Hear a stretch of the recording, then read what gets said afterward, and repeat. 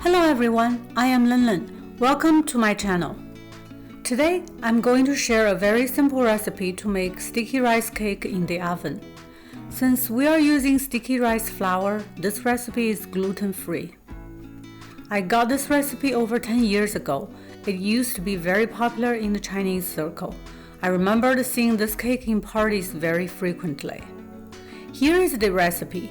The only thing that is not easy to find is the sticky rice flour. If you visit a local Asian grocery store, you should be able to find it very easily. Make sure you pick the bag with yellowish green color or green color, depending on the companies who make it, and with glutinous rice flour printed on it. First, preheat the oven at 325 degrees. Then, brush oil on the pan. Beat the eggs.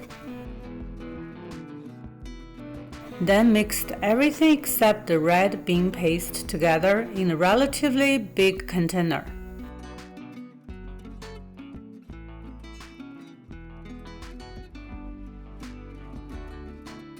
Keep stirring until the mixture looks smooth. It should not take much effort. I have some red bean paste handy, so I am adding some. It is optional and depends on your preference. Pour the mixture into the pan. Put the pan in the oven and set up timer for 1 hour. Normally, I use the Chinese red bean, which are round and smaller than the red kidney bean. Today, I am using the paste I made from red kidney beans. Once the timer ends, check the cake and make sure the top turns into golden yellow color. You will see the cake rising too.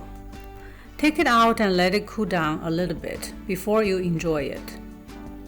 You can store the leftovers in the room temperature for a few days.